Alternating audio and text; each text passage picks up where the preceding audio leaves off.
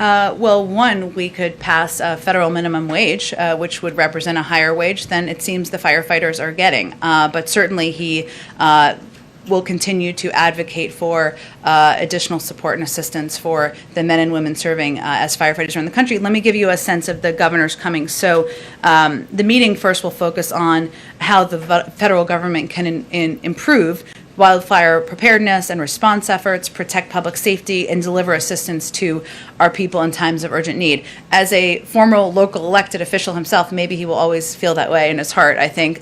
He feels it's really important to engage directly, sit with people as you can, either remotely or in person, to really discuss what the holdups are, what the challenges are, how can we help be better partners from the federal government. So this is an example of that. Governor Kate Brown, Governor of Oregon, Governor of California Gavin Newsom, Governor of New Mexico Michelle Lujan Grisham, Governor of Wyoming Mark Gordon, Governor of Colorado Jared Polis, Governor of Utah Spencer Cox, and Governor of Nevada Steve Sisolak will be the governors who will be in attendance. Could I just confirm that Governor Little and Governor Jim Forte are not invited? That's the list of attendees I have. I can certainly check if there's more on who or was or wasn't invited. Oh, go ahead. I said I would go to you right next. Yeah. We'll make sure we get to you, I promise. Go ahead. Can you offer more specifics about what the President and the White House will do over the next week to continue to boost support for this infrastructure bill?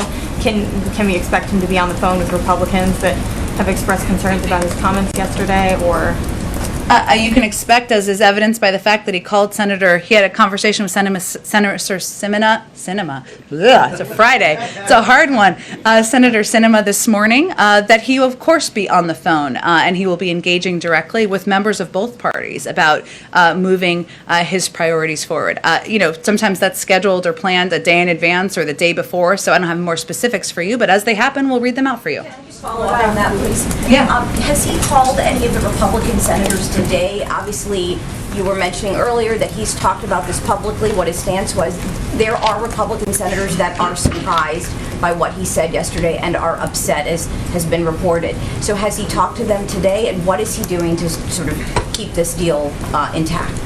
Well, first, I think what he's doing, Anita, is continuing to convey and provide details to the public who care deeply about whether he's delivering for them, less about the mechanics of the process, about why this should be a package that's supported broadly by Democrats and Republicans across Congress. So that's what I did, certainly at the beginning, and that's the case he's going to continue to make. Did he call any of those senators today, though? I don't have any additional calls to read out. I think, let's see, go ahead. Thanks so much, Jen. First, just following up on an earlier question. Sure. With the special immigrant visa population from Afghanistan, does the United States plan to protect those translators and people who worked for Americans who have already fled Afghanistan and are in different countries currently? Well, there are individuals who are already in the SIV pipeline. I suppose some of them might not be. I can certainly might not be still there. I can certainly check and see if they've already departed Afghanistan, how that would apply. And then I have another question about the manatee population in Florida. They are not. That was not on my bingo card today, but I'm happy to answer it. Okay. Well, the Wall Street Journal had a good article about them this week. They are dying at a record pace.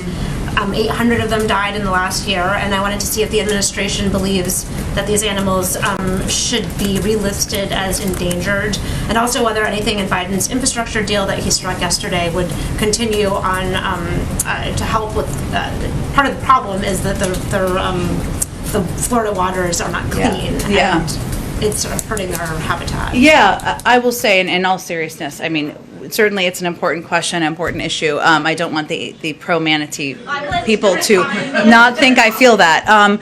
But I will say that, yes, there are components of his package. I mean, a big part of this package is a down payment on climate resilience, on ensuring that we are cleaning up some of the polluted areas in our country, something that is impacting a lot of communities proportionally more than others. So that is, I would have to check and sort of what that means for the Florida coast, I think you said, specifically there. In terms of relisting them, it's a great question. I just have to talk to the folks who would be more specific about that. Go ahead. Thank you. President Karimi, Afghan journalist, many Afghan protesters outside the White House, they are waiting and they have a high expectation from today's two presidents meeting. Do you have any message for them? Because as soon as I leave here, I'll go to see them and get their opinion. Well, I would say that the meeting today is an opportunity to convey from the president that we have an ongoing commitment.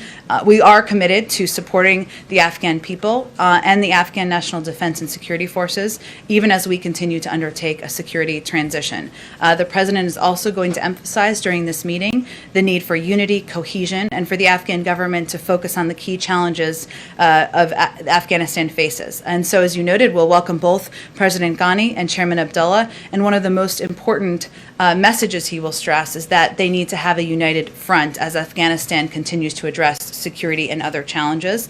And finally, he will emphasize our continuing diplomatic support for the peace process and for all Afghan parties to engage in good faith in that process. So the bottom line that you can convey is that he's going to discuss our enduring United States support, including through security assistance to the Afghan National Defense and Security Forces, development and humanitarian assistance to support the Afghan people, and diplomatic engagement in support of peace. Thank you, Jen. Thank you guys. I'm sorry, you've got to gather. Oh, I'm sorry, Chris. And then I want to go to Amna because it's her first time too. So go. All right, happy Pride. I know we're running short on time. I'm just going to smush my multiple inquiries today on the LGBT developments into one, and that is Take your time. It's okay. People can leave if they need to gather. No one is rushing you out of here. the initiatives today. How do they place and the president's both domestic and foreign policy agenda, and don't they fall short of the president signing the Equality Act into law?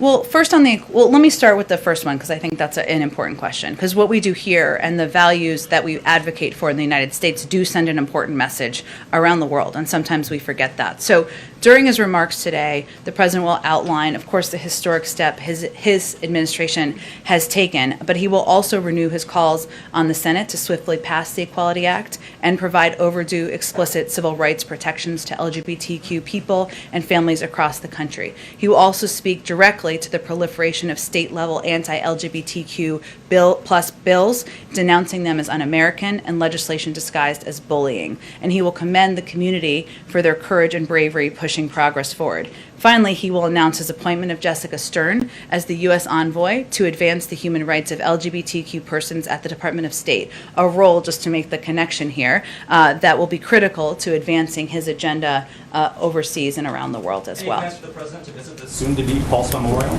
I don't have anything to preview in terms of travel beyond next week. We don't work too far ahead in planning around these parts, but certainly the fact that he's signing this legislation today sends a clear message about his commitment to the LGBTQ plus community and to commemorating what was a tragedy in our nation's history. Okay, last one, and then everybody can gather.